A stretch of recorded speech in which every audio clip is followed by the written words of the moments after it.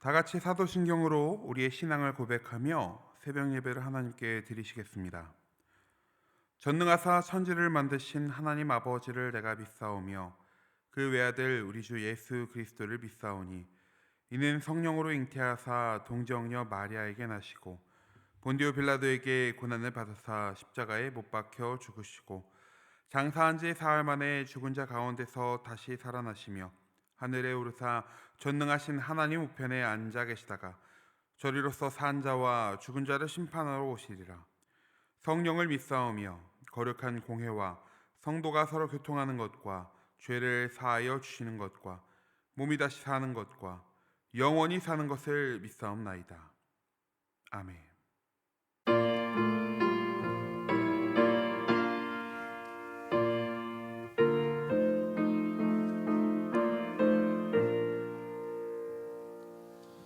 주님의 마음이 평안을 타 그 맘에 평안이 찾아오는 험악한 세상을 이기니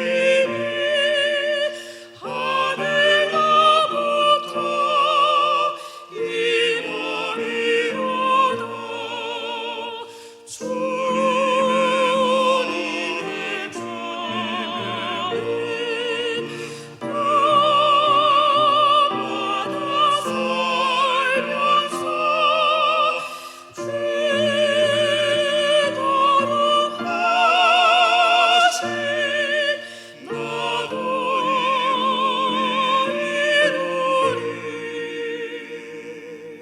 주 모습 내 눈에 안 보이며 그 음성 내 귀에 안 들려도 내 영혼 날마다 주를 만나 신령한 말씀 늘 배우도다.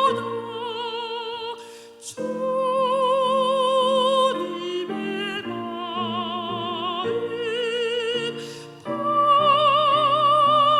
밤마다 살면서 그토록 하신 나도 이루리. 가는 길 거칠고 험하여도 내 맘에 불평이 없어지는 십자가 고난을 이겨내신 주님의 마음 본받음이라. 주님의 마음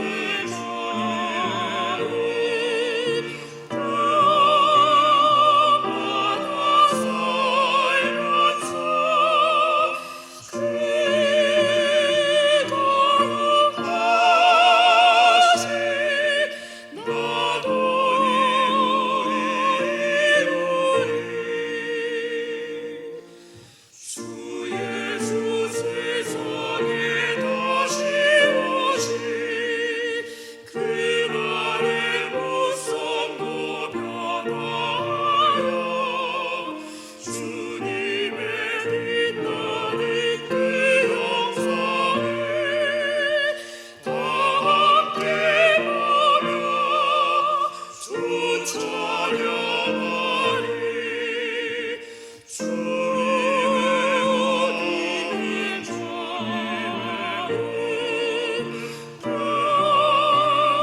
밤마다 살면서 그토록 하신 나도 이루리.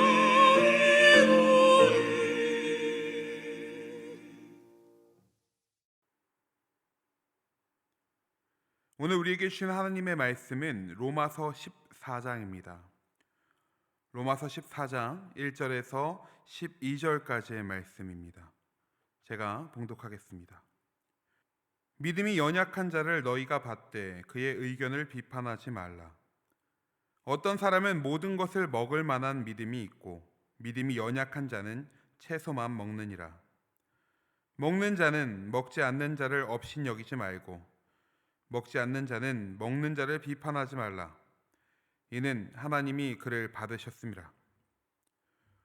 남의 하인을 비판하는 너는 누구냐? 그가 서 있는 것이나 넘어지는 것이 자기 주인에게 있음에 그가 세움을 받으리니 이는 그를 세우시는 권능이 주께 있음이라. 어떤 사람은 이 날을 저날보다 낮게 여기고 어떤 사람은 모든 날을 같게 여기나니 각각 자기 마음으로 확정할지니라. 나를 중히 여기는 자도 주를 위하여 중히 여기고 먹는 자도 주를 위하여 먹으니 이는 하나님께 감사함이요 먹지 않는 자도 주를 위하여 먹지 아니하며 하나님께 감사하느니라. 우리 중에 누구든지 자기를 위하여 사는 자가 없고 자기를 위하여 죽는 자도 없도다.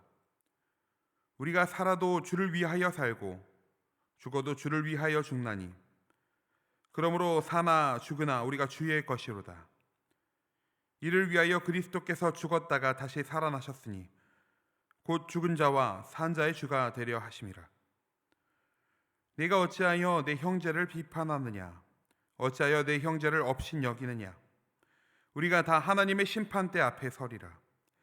기록되었으되 주께서 이르시되 내가 살았노니 모든 무릎이 내게 꿇을 것이요 모든 혀가 하나님께 자백하리라 하였느니라.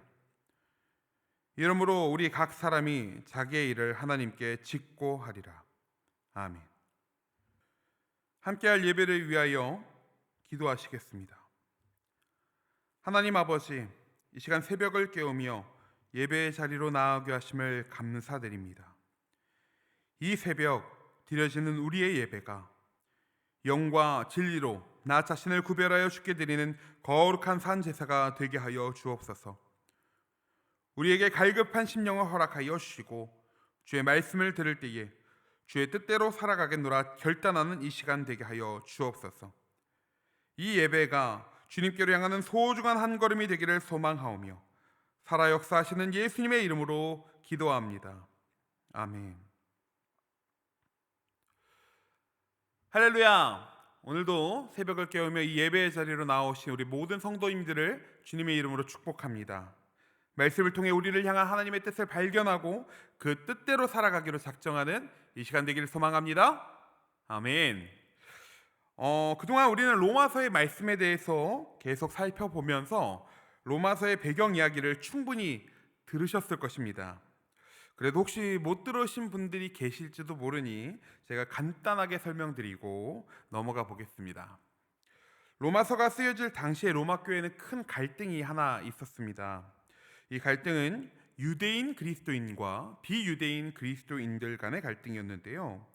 이 두 부류의 그리스도인들은 예수 그리스도에 대한 분명한 믿음을 가지고 있었음에도 서로 다른 인종, 다른 문화, 다른 전통을 가지고 있었기에 교회와 신앙에 대한 관점 그리고 그 신앙을 대하는 태도가 달랐다고 합니다. 그 때문에 갈등이 생겼던 것이죠. 유대인 그리스도인들은 교회의 다수를 이루며 주도권을 가지고 있었는데요. 어느 날 이 유대인들이 로마에서 추방당하는 사건이 벌어지게 됩니다. 그렇게 남아있던 비유대인 그리스도인들은 교회의 다수가 되었고 또 교회의 주도권을 가지게 되었죠. 5년이 지나 유대인 그리스도인들이 다시 로마 교회로 돌아왔을 때에는 이전과는 정말 많은 변화가 있었습니다. 그리고 갈등은 더욱더 심해질 수밖에 없었죠. 그렇게 서로 비판하던 로마 교회를 향해 이 사도 바울이 쓴 편지가 바로 로마서입니다. 오늘 말씀 14장 1절도 로마 교회를 향한 권면으로 시작하고 있습니다. 함께 보시면 믿음이 연약한 자를 너희가 받되 그의 의견을 비판하지 말라. 아멘. 믿음이 연약한 자에 대해서 기록하고 있습니다. 연약한 자를 받고 그의 의견을 비판하지 말라는 그의 권면은 유대인들을 향한 권면 같습니다. 유대인들 입장에서 비유대인 그리스도인들이 아주 기본적인 것들조차 지키지 않는 자들처럼 보였기 때문에 그랬죠. 그런데 이런 예상을 깨고 사도 바울의 권면의 대상은 비유대인들이었습니다. 그들에게 믿음이 연약한 자에 대해서 이야기하고 있는 것이죠. 로마 교회 안에 있던 갈등 속에는 특별히 음식과 절기 이런 것들에 대한 문제가 있었습니다. 유대인들은 예수님을 믿었음에도 여전히 유대의 관습에 따라서 음식을 먹지 않았고 또 특정 절기를 아주 잘 지켰습니다. 게다가 당시 시장에 유통되었던 고기의 상당수가 이방 신들에게 바쳐졌던 고기라고 하여서 어떤 유대인들은 아예 고기를 먹지 않는 채식주의를 하던 사람들도 있었습니다. 이런 유대인들의 모습은 결코 믿음으로 든든하게 세워진 자의 모습이 아니었던 것이죠. 이어지는 2절과 3절 말씀을 보시면 1절의 말씀을 좀 더 자세히 설명하고 있습니다. 어떤 사람은 모든 것을 먹을 만한 믿음이 있고 믿음이 연약한 자는 채소만 먹느니라. 먹는 자는 먹지 않는 자를 없인 여기지 말고 먹지 않는 자는 먹는 자를 비판하지 말라. 이는 하나님이 그를 받으셨습니다. 자, 어떤 자가 채소를 먹고 있나요? 믿음이 연약한 자가 채소를 먹는다고 이야기하고 있습니다. 즉 여전히 유대의 전통을 놓지 못하고 있던 유대인들이 믿음이 연약하다라고 이야기하고 있는 것입니다. 그러면서 그들을 업신여기지 말고 비판하지 말라고 비유대인 그리스도인들에게 사도 바울은 권면하고 있는 것입니다. 이는 유대인들의 바람과는 아주 다른 평가라고 할 수 있죠. 심지어 유대인 중에 유대인이라고 불렸던 사도 바울에게서 받은 평가이기 때문에 유대인들의 입장에서는 얼마나 충격적이었겠습니까? 그렇다면 비유대인 입장에서는 괜찮았을까요? 사도 바울이 자신의 편을 들어주었다고 기쁜 마음이 들었을까요? 사실 그렇지도 않았을 것입니다. 자신들이 교회의 주도권을 가지고 있지 않았을 시절부터 무시당했던 그 시간들, 그들은 잊지 못했을 것입니다.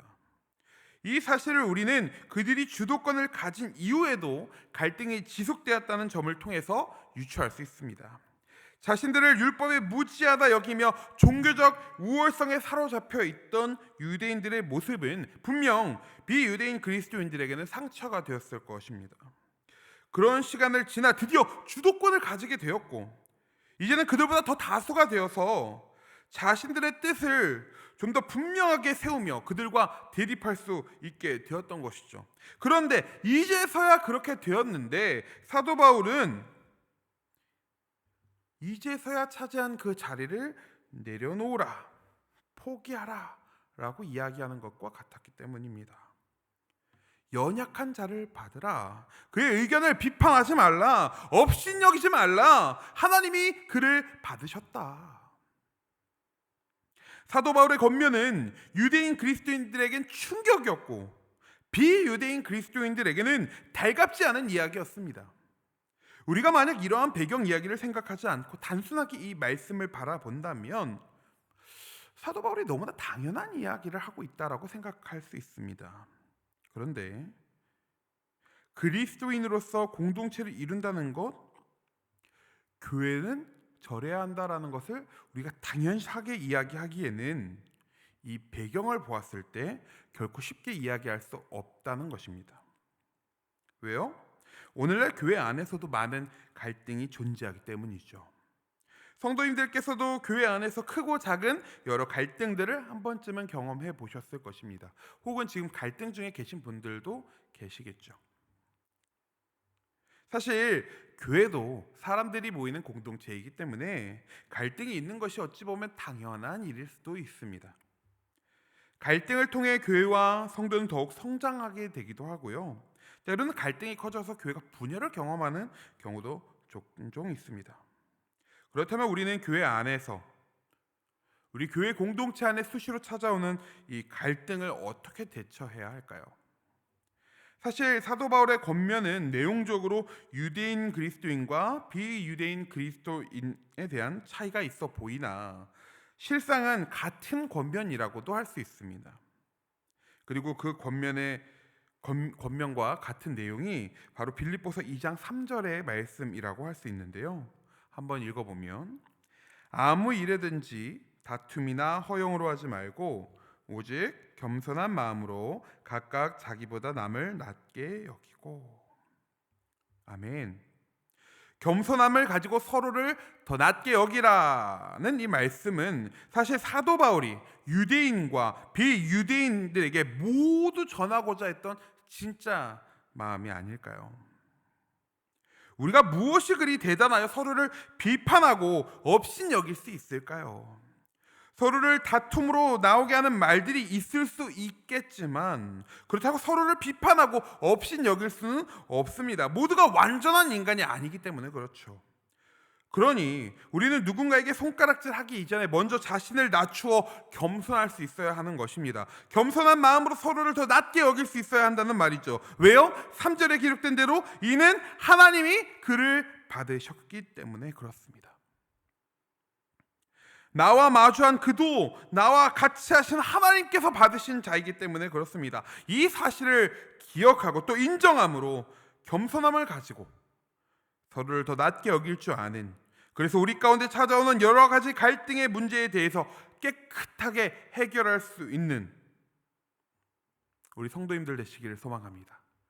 그래서 그 갈등들이 우리를 더욱더 성장시키는 놀라운 발판이 될 수 있기를 소망합니다. 이어지는 말씀 함께 보시겠습니다. 8절 말씀입니다. 우리가 살아도 주를 위하여 살고 죽어도 주를 위하여 죽나니 그러므로 사나 죽으나 우리가 주의 것이로다. 익숙한 말씀이시죠? 이 말씀은 십자가의 전달자라는 찬양에도 기록된 아주 유명한 말씀이죠. 고난주간 등 여러 절기에서 많이 언급되는 말씀이기도 합니다. 살아도 주를 위해, 죽어도 주를 위해, 사나 죽으나 나는 주님의 것입니다. 이 고백을 할 때 우리의 가슴이 뜨거워지기도 합니다. 당장 선교지로 달려나가야 될 것 같은 마음이 들기도 하고요. 거친 세상을 다 이겨낼 것 같은 그런 뜨거운 느낌이 들기도 합니다. 요즘 말로는 가슴이 웅장해진다, 이렇게 표현할 수 있을 것 같아요. 그런데 이 말씀의 위치가 어딘가요? 지금까지 계속 이야기했던 것처럼 갈등 속 로마 교회를 향한 권면 그 한가운데에 이 말씀이 등장합니다. 즉 결단하자고 외치는 말이 아니라 화해하자고 외치는 말이 바로 이 말씀이라는 것입니다. 사실 앞선 4절에서부터 이어진 이 말씀은요, 한마디로 이렇습니다. 우리가 다 주를 위해서 사는 사람들인데 굳이 싸울 필요가 있겠느냐. 그런데 이 단순한 말씀이 주는 느낌은 이 단순함을 넘어서 무척이나 대단한 결단이 들어있는 것만 같습니다. 우리는 이 말씀을 통해 중요한 사실을 하나 깨달을 수 있는데요. 살아도 죽어도 주를 위해서 산다는 사람들, 사나 죽으나 자신은 주의 것이라고 외치는 자들도 갈등의 문제 앞에서 자유롭지 못했다라는 사실입니다. 주를 위해 살고 죽겠다는 결단을 해도 여전히 우리는 자신의 생각과 판단에 사로잡혀 공동체를 깨어지게 할 수 있다는 것이죠. 그런데 로마 교회 갈등의 주인공들은 과연 그 사실을 알고 있었을까요? 아닌 것 같습니다. 모르고 있었기에 사도 바울도 편지를 했던 것이겠죠. 유대인 그리스도인들을 생각해 봅시다. 그들이 율법을 지속적으로 이야기하며 음식을 가렸던 이유는 무엇이었을까요? 자기 마음 편하자고 한 것이었을까요? 누군가를 비난하기 위해서였을까요? 아니면 자신의 거룩함을 드러내기 위해서였을까요? 그것도 아니라면 그냥 해야 될 것처럼 생각이 들어서였을까요? 이것에 대해서 말씀은 기록하고 있지는 않지만 그들 또한 사람이기에 이런 마음이 전혀 없었을 것이라 단정할 수는 없습니다. 그러나 그들의 분명한 이유는 바로 주를 위해 그랬다라는 것입니다. 율법을 지키는 일이 번거롭고 고단스럽고 힘들고 신경 쓸 일이 많아도 주를 위해 그것들을 하였다라는 것이죠. 그리고 주를 위해 율법을 이야기하고 주를 위해 그렇지 못했던 비유대인들을 향해 이야기했던 것입니다.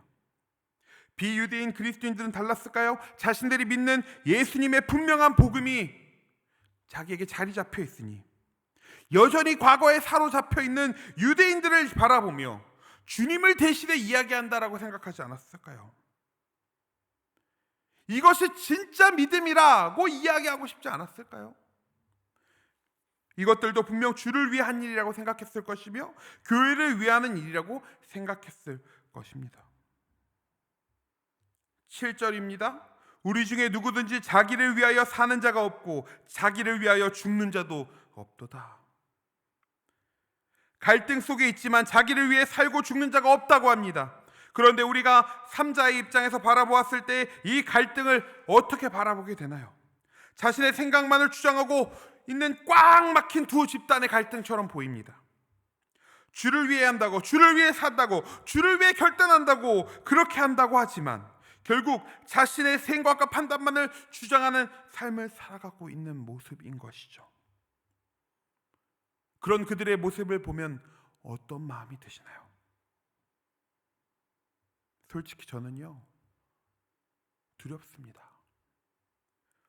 주를 위해 한다는 나의 많은 일들이, 그리고 그 일들 속에 담긴 나의 열정이 사실 나의 생각과 판단으로 살아가는 그런 모습이지 않을까 하는 두려운 말입니다. 주를 위해 한다고 하면서 갈등 속에 있었던 지난 날들이 부끄럽게 다가오기도 합니다. 우리 성도님들은 어떠신가요? 정말 주를 위해 한다고, 살아도 죽어도 주를 위해 산다고 자신 있게 이야기하실 수 있으신가요?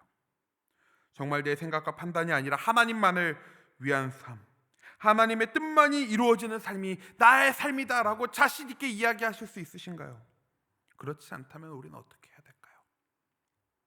어떻게 해야 주를 향한 우리의 뜨거운 열정을 쏟아내면서도 그것이 내 생각과 판단으로 흐려지지 않고 분명한 하나님의 뜻으로만 드러나게 할 수 있을까요? 어떻게 우리가 속한 교회를 하나님의 뜻이 분명하게 세워지는 교회로 다시 일으킬 수 있을까요? 오늘 말씀의 전반에 걸쳐서 우리는 그 방법에 대해 알 수 있습니다. 살펴보시면 3절에 하나님이 그를 받으셨습니다.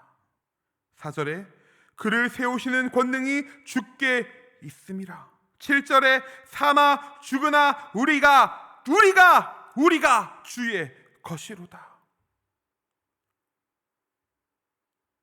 그 방법은 인정하는 것입니다. 나만 하나님이 세우시고 나만 하나님이 만나신 사람이 아니고 나를 부르시고 세우시고 나를 만나신 그 하나님께서 나와 함께하는 자들도 받아주시고 세우셨다는 사실을, 그리고 우리 모두가 주님이 세우셨던 사실을 말입니다. 누구든지 자신이 직접 경험하는 것을 가장 신뢰하기 마련입니다. 내가 직접 경험하면 다른 누군가의 설득이 있어도 잘 통하지 않죠. 내가 직접 경험해 봤으니까요. 저도 그럴 때가 얼마나 많은지 모르겠습니다. 그런데 나의 경험에 사로잡히는 그 순간을 우리는 주의해야 합니다. 그때 우리는 우리의 생각이 마치 하나님의 생각인 것처럼 착각하고 교만한 마음으로 실수해버릴 수 있기 때문입니다. 하나님께서 그렇게만 역사하시는 분이 아닌데도 내가 경험한 하나님의 전부가 아님에도 불구하고 그렇게 생각해버리기가 참 쉽죠. 사랑하는 성도님들, 혹시 교회 안에서 갈등을 경험하셨나요? 아니면 그 갈등 속에 여전히 있으신가요? 갈등이라는 말은 칡나무 갈과 등나무 등자가 결합해서 만들어진 말이라고 합니다. 등나무 가지와 칡이 이리저리 꼬여 있는 것처럼 우리의 생각이나 우리가 속한 곳에서 관계를 맺고, 그리고 그 관계하고 있는 많은 자들과 서로 복잡하게 얽혀 있는 상태를 바로 갈등이라고 한다고 하더라고요. 이 단어에 대한 이야기만 들어도 참 머리가 아픕니다. 풀어내기 쉽지 않을 것 같아요. 그래서 세상 사람들은 잘라내는 것을 선택합니다. 끊어내죠. 나무를 모두 잘라내버립니다. 그런데 우리가 해야 될 것은 무엇일까요? 우리는 인정하는 것이 필요합니다. 교회 안에 소리가 얽히고 설켰다고 하더라도 그것을 끊어내는 것이 아니라 우리가 예수 안에 한 공동체로, 한 몸으로, 서로 각기 다른 지체로 모였기에 끊어내지 아니하고 인정하는 것이 우리 가운데 필요하다는 것이죠. 그렇게 하나님이 세우신 자들을 인정할 때 우리는 사랑하는 우리 한사랑교회 공동체 안에서 겪게 될 많은 갈등들을 해결하는 놀라운 경험을 하게 될 것입니다. 그리고 그 놀라운 경험은 우리를 더욱더 성장하게 하고 하나 되게 하는, 그래서 참된 그리스도 공동체로 세워져 가는 참 한 사랑을 이루는 교회로 성장하게 될 것입니다. 이 말씀 기억하시며 인정하고 용납하며 한 공동체 이루어 나아가시는 우리 모든 성도님들 되시기를 주님의 이름으로 축복합니다. 이 시간 다 함께 주기도문 하심으로 예배를 마치겠습니다. 하늘에 계신 우리 아버지여, 이름이 거룩히 여김을 받으시오며 나라가 임하시오며 뜻이 하늘에서 이룬 것 같이 땅에서도 이루어지이다. 오늘 우리에게 일용할 양식을 주시옵고 우리가 우리에게 죄 지은 자를 사하여 준 것 같이 우리 죄를 사하여 주시옵고 우리를 시험에 들게 하지 마시옵고 다만 악에서 구하시옵소서. 나라와 권세와 영광이 아버지께 영원히 있사옵나이다. 아멘.